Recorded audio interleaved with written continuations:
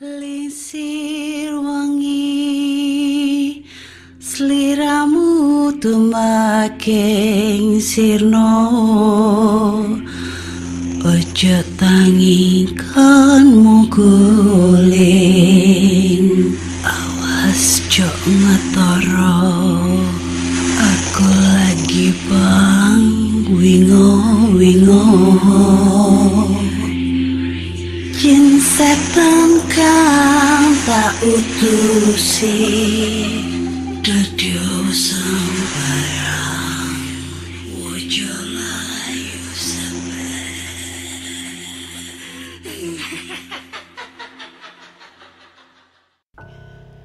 Hai Rek, yo apa kabar?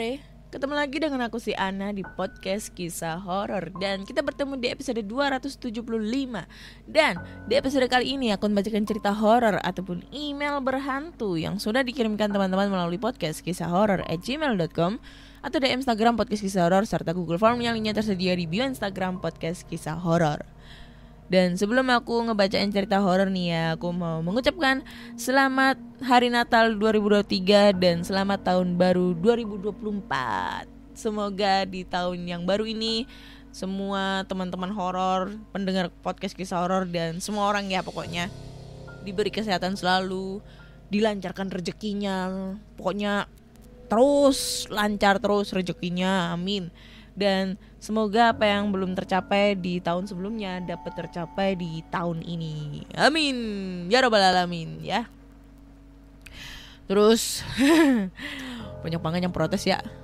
Ini kemana sih hostnya kok nggak update ya. Kemarin lagi batuk guys. Hampir 1 bulan lah batuk parah banget. Gara-gara minum teh pucuk kumat ya. Minum teh pucuk sehari bisa 4-5 botol. Terus habis itu terlalu over ya, jadinya batuk terus tuh, batuk pokoknya kayak gitulah.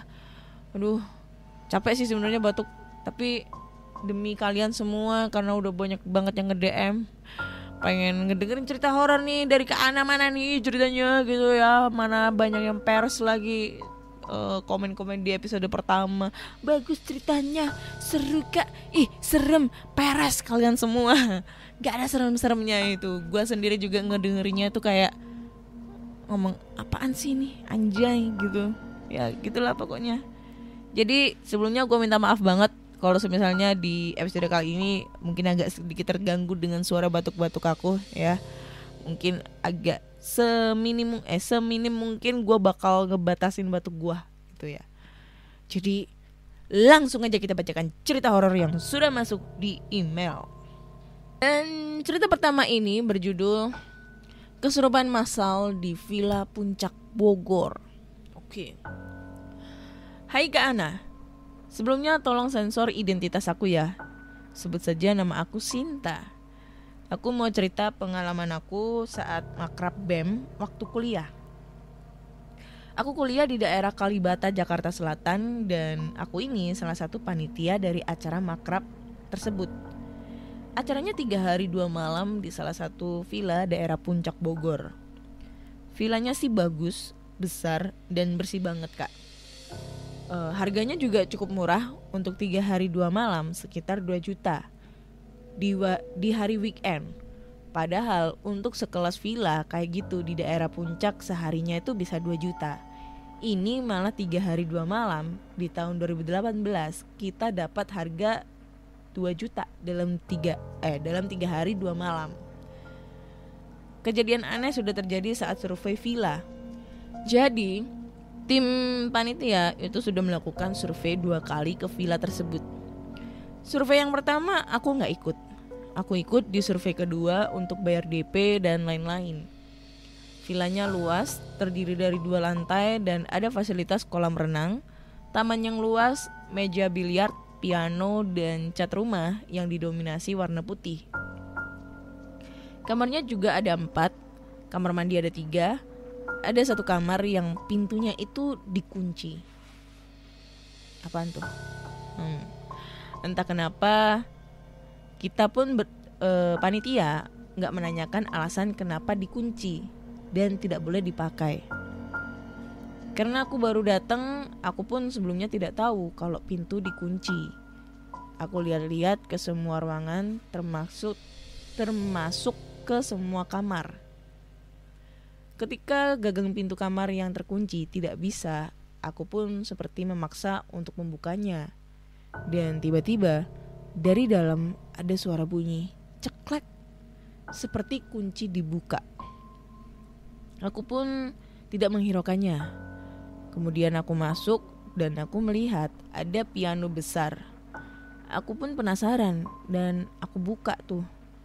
Terus aku mencoba piano tersebut. Dan di sana banyak foto-foto gitu kak. Foto-foto besar kayak orang zaman dulu. Dan di tangga ada foto berderet seperti keluarga. Ada 5 foto yang berderet. Foto ibu, ayah, dan 3 orang anak perempuan. Di ruang biliar juga ada seperti foto pernikahan. Orang zaman dulu banget lah. Waktu pun berlalu sampai di hari H, makrab, kurang lebih ada 30 orangan. Kita datang dengan senang lalu pilih kamar. Semua kamar diisi untuk cewek-cewek. Laki-laki semua tidur di aula dan ruang tamu karena memang di lantai 2 selain kamar ada aula yang cukup besar dan extra bed. Aku dan 8 orang temanku memilih kamar nomor 2.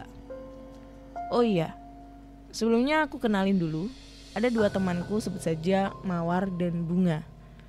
Mawar ini seangkatan denganku, sedangkan Bunga itu juniorku. Mawar ada di kamar nomor 1 dan Bunga di kamar nomor 3. Mawar ini memang terkenal sangat sensitif dan lemah kak. Mawar memang sering banget kesurupan mau di kampus atau dimanapun.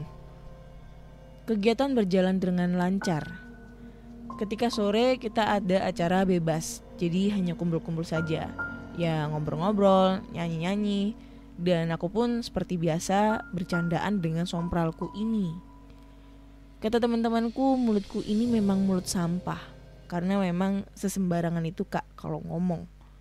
Seperti yang sudah aku jelaskan di atas, di villa tersebut banyak sekali foto-foto. Entah sedang bercanda, apa aku pun ngatain foto ya. Jadi aku tuh kayak meragain foto pernikahan orang zaman dulu dengan pakaian yang aneh dan menirukan gaya fotonya.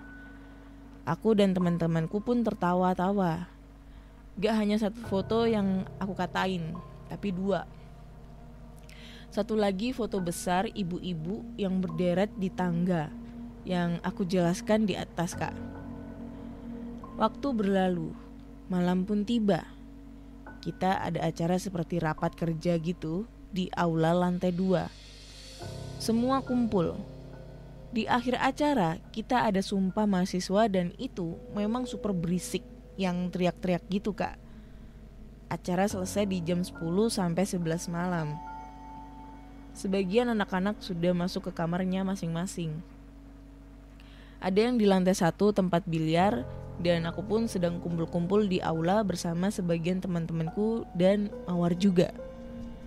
Lalu tiba-tiba Mawar seperti masuk angin, muntah-muntah gitu kak. Kita yang awam beranggapan kalau Mawar sakit. Lalu kita kasih minyak angin, kita pijitin, kita buatkan teh juga. Tapi ada 2 cowok yang memang ngerti soal makhluk lain gitu. Sebut saja namanya Usup dan Dede. Usup yang mengerti langsung ambil kantong plastik hitam seperti nadangin muntahnya Mawar, tapi gak keluar apa-apa. Lalu ada juga temanku sebut saja Tesi yang gak ngerti malah deketin Mawar dan ngelus-ngelus pundak Mawar biar muntahnya itu keluar. Si Usup sudah bilang, "Tes, minggir, jangan di situ, jangan deket-deket." Tapi Tesi tetap aja di situ. Tiba-tiba agak lama, Tesi yang posisinya jongkok, tiba-tiba kayak orang mental ke belakang gitu kak, sambil nangis-nangis kesurupan. Kita semua panik.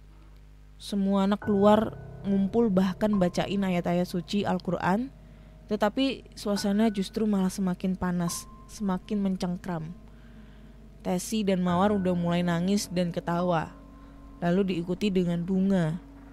Nah, sudah 3 orang nih yang kesurupan. Semua panik banget. Kondisi benar-benar gak kondusif. Anak-anak cewek ketakutan semua, termasuk aku. Cuma bisa baca dalam hati apa yang bisa dibaca. Diingetin sama semua anak cowok, disuruh fokus pikirannya jangan sampai kosong. Tiba-tiba satu persatu anak perempuan kesurupan. Nangis tiba-tiba. Terus ada yang ketawa. Kurang lebih ada 7-8 anak lah yang kesurupan. Akhirnya kita putusin untuk turun ke lantai 1 semua sambil sembuhin yang pada kesurupan. Kita panggil si penjaga villa. Pas dia datang, dia langsung naik ke lantai 2 dan nurunin foto besar ibu-ibu yang di tangga. Shock banget aku waktu itu. Aku bener-bener makjleb, langsung keinget waktu sore ketika aku ngatain foto tersebut. Satu persatu anak perempuan bisa disembuhkan. Waktu sudah menunjukkan pukul 2 malam, tetapi Mawar dan Bunga masih saja kesurupan. Belum keluar dan sangat susah untuk mengeluarkannya. Entah aku pun gak tahu apa yang merasuki Mawar dan Bunga. Kita pun memutuskan untuk tidur di lantai 1 rame-rame. Entah jam berapa akhirnya Mawar dan Bunga bisa disembuhkan. Waktu pagi pun tiba. Kita mencoba melupakan kejadian semalam dan melanjutkan kegiatan, mengingat kita 3 hari 2 malam di villa ini. Mawar tidak ikut kegiatan, dia di kamar ditemani seorang temannya. Ketika siang atau sore hari aku lupa, tiba-tiba temennya ini teriak meminta tolong. Ternyata Mawar ini masih ketempelan. Si Usup dan si Dede yang menangani. Kita tetap melanjutkan kegiatan agar anak-anak yang lain tidak ketakutan. Malam hari pun tiba. Kita semua sudah parno, ketakutan akan ada hal seperti malam pertama terulang kembali. Benar saja, ketika kita sedang ada kegiatan nobar film, Mawar tiba-tiba nangis lagi. Lalu gak lama dari itu disusul dengan tangisan Bunga. Kita semua panik, tapi tidak seperti di malam pertama. Kita ketakutan tapi mencoba cuek, tidak menghiraukan Bunga dan Mawar. Tetap lanjut nonton. Bunga dan Mawar dibawa ke kamar oleh Dede dan Usup untuk disembuhkan. Rasanya mau buru-buru pulang. Akhirnya pagi hari pun tiba. Kita bersiap-siap untuk pulang di hari ketiga. Pulanglah kita ke kampus dan dilanjutkan pulang ke rumah masing-masing. Oh iya, saat perjalanan pulang, Usup bilang ke tim panitia. Dia marah, katanya pada gak sopan, pada berisik, datang gak salam. Ketika sudah di rumah, di grup panitia pun rame. Katanya ketika di perjalanan pulang, Mawar kesurupan lagi. Entah bagaimana ceritanya, akhirnya bisa ditangani. 2 hari berlalu, Mawar tidak terlihat di kampus. Kata teman sekelasnya, ia tidak masuk karena sakit. Kasihan sebenarnya melihat Mawar dengan kondisi seperti tersebut. Badan yang kurus, lemas, mata yang terlihat sangat lelah, dan tatapan yang kosong. Dengar kabar ternyata selama Mawar di rumah, kejadian kesurupan tersebut masih berlangsung. Dipanggillah orang pintar seperti Ustadz gitu ke rumah Mawar dan katanya yang ikut dengan Mawar perempuan seperti ular dan dia minta diantar atau dibalikin ke villa. Lalu untuk ending ceritanya aku lupa. Akhirnya diantar atau enggak ke villa sosok perempuan tersebut. Mawar sudah berangsur pulih seperti sedia kala di hari kelima. Oh iya kak, inget gak sama si Tesi yang aku cerita kalau dia mental setelah nadangin kresek muntah Mawar itu. By the way, BTW lah ya. Nanti diprotes lagi. BTW itu adalah kresek muntah BTW itu adalah pertama kalinya Tesi ngalamin kesurupan. Setelah beberapa minggu kemudian, aku, Tesi, dan beberapa teman sedang nongkrong di kampus. Ketika waktu maghrib tiba, tiba-tiba aja si Tesi ini kesurupan, ketawa-ketawa gitu kak. Tesi jadi gampang kerasukan setelah kejadian tersebut. Sekian cerita dari aku kak. Mohon maaf banget ceritanya super panjang dan belibet banget pastinya. Enggak kok, dikit. Tapi ini pertama kalinya ngelihat kesurupan massal di depan mataku sendiri. Pesan yang dapat diambil dari kejadian tersebut, jangan suka sembarangan di tempat baru. Jangan lupa ucap salam karena kita hanya tamu di rumah orang, seharusnya kita lebih sopan dan sebagainya. Aku pun sangat merasa bersalah dan menyesal. Mungkin semua kejadian tersebut terjadi karena aku yang sompral dan benar-benar jadi pelajaran di hidup aku. Terima kasih Kak Ana sudah sangat sabar membacakan ceritaku. Sering-sering upload podcastnya kak, karena aku tiap pagi dengerin podcast kakak sambil siap-siap berangkat kerja. Kalau podcast yang baru gak ada, udah aku dengerin semua. Aku sampai scroll ke bawah podcast-podcast cerita yang lama. Sukses selalu PKH, semoga jaya. Yes, gitu ya. Enggak. Slogannya jaya, asilole, jos, gitu kan. Gimana sih? Asilole, mak jos. Itu deh. Oh iya, ada foto-foto yang aku ambil dari Google Maps, tapi untuk foto kamar dan foto-foto yang dipajang tidak ada. Ini ruang tamu dan biliar lantai 1. Oke, ini dia ngirim 2 foto yang diambil dari Google Maps ya. Sudah dipesarin. Cukup gede ya villanya. Oh, ini mungkin yang di lantai 2. Oh, ada balkonnya coy. Bagus sih tempatnya, luas banget. Wih, di atas lagi anjay tempatnya ya. Terus ini villa tampak dari taman dan kolam renang. Tangga menuju lantai 2. Oke, oh foto-fotonya di situ guys. Cuma nggak kelihatan. Oke, gue tahu. Terus gue nggak enak nih kalau mau posting di feed Instagram ya, soalnya ini kan masih aktif gitu. Ini foto pengantin zaman dulu yang aku bilang kak, ini video dari arsip story aku. Oh, videonya itu fotonya tuh zaman kayak zaman penjajahan Belanda gitu loh, kayak kejawen Jawa atau apa ya, kayaknya Jawa deh, dengan biasanya celana pendek yang ya gitulah pokoknya. Kalian bisa scroll sendiri ya di Google foto pengantin zaman dulu lah, zaman tahun 40-an mungkin atau 30-an, karena ini fotonya hitam putih coy. Ya. Foto figuranya gede cuma hitam putih. Ya. Itu mungkin bisa menjadi pelajaran ya buat Anda semua para Gen Z itu, kalau misalnya kalian bertamu ke tempat baru gitu, jangan sompral mulutnya coy. Jangan tiruin Nana yang mana nih setannya gitu. Takutnya nanti ada setan beneran ya. Ini gue jadi ingat. Jadi beberapa waktu yang lalu tuh gue diceritain sama temen gue gitu ya. Dulu tuh mereka pernah sewa villa di daerah Jawa Tengah. Gue nggak tahu tepatnya di daerah mana. Pokoknya mungkin di daerah deket-deket Dieng atau mana gitu ya. Nah, bangunannya itu semi lawas gitu katanya. Semi ya kayak arsitektur zaman Belanda gitu, tapi masih ada renov baru gitu ya. Terus di dalamnya itu perabotannya ada yang baru, maksudnya baru di zaman modern, sama ada perabotan lama. Nah perabotan lama itu seperti kayak guci gede gitu. Terus ada rak-rak gitu, rak-rak lemari gitulah, lemari kaca yang dalamnya ada kayak kayak pernak-pernik gitulah, gue nggak paham gitu. Pokoknya dia ngejelasin kayak gitu. Terus piring-piring zaman-zaman kuno gitu ditaruh di rak tersebut ya. Pokoknya ada beberapa barang yang baru mungkin seperti kayak AC, terus kursi apa segala macam gitulah ya. Yang lama-lama itu yang bisa dilihat dengan mata kayak perabotan hiasan doang. Nah, hampir sama. Di setiap dindingnya itu ada foto-foto orang zaman dulu, foto-foto yang masih hitam putih.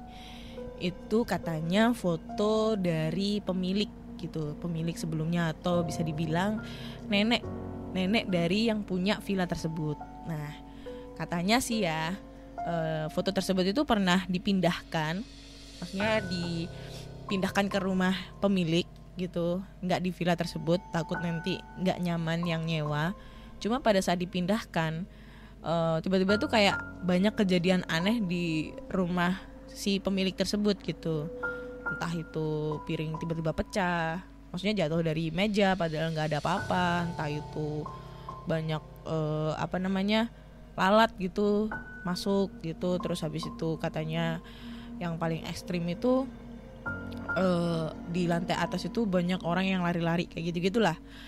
Itu semenjak foto dipindahkan sampai akhirnya foto dibalikin ke villa tersebut. Nah, kata teman aku sih, kalian tahu foto ibu nggak sih? Foto ibu yang dipengap di setan. Nah, model-modelnya itu kayak gitu tuh, serem banget kayak gitu. Ada salah satu foto katanya yang paling ikonik itu foto cewek gitu, ya cewek-cewek, tapi mukanya itu semi bule katanya. Indo gitulah, cuma pakai kerudung yang dipakai separuh di kepala, terus tatapannya kosong gitu, terus madep ke depan. Nah itu dia bilang katanya seakan-akan itu kayak matanya itu kayak ngikutin arah kita gitu loh, maksudnya ngikutin gerak kita kalau mau kemana. Sebenarnya sih temanku tuh pengen pindah gitu ya, cuma karena posisinya mereka berliburnya pas hari liburan besar gitu, seperti Natal kayak gitu kan, Natal tahun baru. Jadi semua villa yang ada di sana ataupun hotel itu kayak full book semua, booking semua gitu loh, banyak yang pesen gitu. Nah, kenapa villa tersebut yang diambil? Karena tadinya itu villanya murah, villanya murah dan luas gitu. Karena dia kan bawa keluarga besar tuh, satu minibus gitu kan. Nah, puncaknya itu ada pada saat anaknya kan satu masih kecil lah, umur 2 umur 3-4 tahun lah ya. Terus dia tuh kayak ngelihat anaknya itu main di taman gitu kan, di samping villa itu ada taman. Terus di situ tuh pokoknya tamannya luas, rumputnya bagus banget, ijo, sama ayunan dari kayu gitu loh. Nah, dia tuh ngelihat kayak main bola, tapi kayak lempar-lemparan bola gitu loh, kayak ada yang ngajak main. Tapi si temanku itu ngelihatnya anaknya tuh main sendirian. Sampai akhirnya anaknya itu diambil, terus habis itu ditanyain, "Kamu main sama siapa, Dek?" Katanya main sama cewek gitu, anak kecil cewek, tapi usia orangnya itu lebih gede dibandingkan si anaknya teman aku itu. Sampai akhirnya dibetah-betahin. Jadi setiap pokoknya tuh mereka itu kayak nggak di villa tersebut gitu loh. Pokoknya dia tuh cari kesibukan di luar gitu, healing kemana. Sampai akhirnya di hari kedua itu dia memutuskan untuk pulang duluan, naik travel gitu kan. Sebenarnya sih nggak masalah gitu, cuma dia ngelihat kayak anaknya itu kayak diajak main terus dia tuh kayak takut anaknya kenapa-napa. Cuma pada saat dia ngelihat anaknya itu kayak diajak main itu nggak tantrum, nggak nangis, terus sampai rumah juga nggak kenapa-napa. Emang pure si makhluk tersebut itu kayak ngajak main anaknya kayak gitu guys. Jadi ya pesan moralnya tadi dari si Sinta ya, kalau kalian datang ke sesuatu tempat ya, entah itu villa, entah itu hotel, entah itu dimanapun kalian berada, mau di gedung bioskop dimanapun gitu, usahakan jangan sompral, ucapkan salam. Kita pun juga kalau keluar rumah kan mengucapkan salam ya kalau ke tempat menurut kita asing juga harus mengucapkan salam, sopan santun gitu guys ya. Nanti kalau terlalu panjang dikira gue ceramah gitu. Lanjut ke cerita kedua. Gue agak gak nyaman banget nih karena gue batuk ya. Jadi langsung aja kita bacain cerita kedua. Dan cerita kedua ini berjudul, alhamdulillah, Kisah Rintihan Maling. Halo kak, kali ini aku mau bagiin kisah horor tentang rintihan maling. Aku gak mau disebut namanya, hehe. Panggil aja aku Fulan. Ewing kali ya. Karena aku tipe orangnya gak banyak cengcong sana sini. Well, jadi cerita horornya begini. Ewing banget ini. Pada suatu hari, gue ceritanya habis lembur dari kantor. Alhasil dari kantor gue ke rumah untuk udah capek banget dan mutusin buat tidur sebentar. Dan posisi mau tidur saat itu waktunya hampir menjelang maghrib. Sebenarnya emang nggak boleh sih kalau tidur pas maghrib, katanya Pak Mali. Tapi gimana lagi, waktu itu gue capek banget gitu loh. Nah pas itu gue baru bangun, ceritanya dari kasur di kamar rumah ibu gue. Gue dulu itu emang sempet tinggal di sana, rumah ibu, dan belum punya rumah. Tempatnya itu cukup strategis dan ngeri juga. Di sekeliling dulu ada kebun penerangan. Astaga. Di sekeliling dulu ada kebun penerangan, kayak lampu itu belum cukup memadai. Jadinya lumayan gelap lah pekarangan rumah ibu gua ini. Alhasil kalau udah malam kan ngeri, udah gelap ditambah sekeliling kebun. Ya kalau sekarang mah udah punya rumah sendiri. Tapi lanjut ke ceritanya. Pas itu gue baru bangun dan gue dengar ada suara rame-rame dari luar rumah. Dan pas gue cek, ternyata banyak warga lagi ngamuk gara-gara maling. Maling di situ nyolong tas punya orang. Sampai-sampai gara-gara amukan warga, malingnya sampai mendapat perlakuan yang tidak baik dan miris kalau dilihat kondisinya. Sementara itu, sekitar beberapa menit setelah kejadian datang ambulans, bawain si maling yang hampir tewas itu ke rumah sakit. Tapi gara-gara warga yang main adu hakim sendiri, si maling jadinya tewas pas dibawa ke rumah sakit. Tersebarlah tuh beritanya kan. Nah, tapi di sini keanehan mulai terjadi. Di mana setelah kejadian di hari kemarin, di keesokan harinya, pas waktu udah mau larut malam, saat gue istirahat dari kerja sambil nonton bola, saat itu gue dengar ada suara orang merintih. Kurang lebih suaranya kayak gini. Tolong, tolong ampuni saya, sakit, kok kayak mimi peris sih. Gitu pokoknya. Intinya merintih kesakitan ya. Jelas dong, gue yang heran dan penasaran mencoba buat cek dari jendela rumah. Dan ternyata gak ada siapa-siapa. Padahal mah ya, itu suara masih kedengeran banget loh. Asli. Tadi gue yang awalnya biasa-biasa aja, tiba-tiba merinding ngedengerinnya. Sambil ambil selimut, tutupin badan gue pakai selimut itu. Dalam hati gue nanya, itu suaranya dari mana ya? Dan suaranya itu mirip kayak maling yang kemarin. Udahlah tuh, gue yang udah bener-bener merinding tambah capek banget, buru-buru tidur. Di keesokan harinya itu suara udah gak ada. Langsung dah tuh pas sarapan gue ceritain pengalaman gue tadi malam ke ibu sama kakak gue. Yang janggalnya mereka tuh gak denger apapun malam itu. Dan selesai dah cerita horor dari gue. Terima kasih kak. Spesial cerita punya gue dibacain dan jadi cerita yang dapat dinikmati semuanya. Enggak. Ini tanda bacanya gue bingung banget sumpah. Terus nih, mana nih, mau larut malam. Nah masalahnya ini, antara lu tidur di maghrib sama cerita maling kena gebuk warga itu apa gitu loh. Emang ada kayak kaitannya gitu ya antara lu tidur menjelang maghrib sama warga dikeroyok, maling dikeroyok warga. Itu hubungannya apa coy?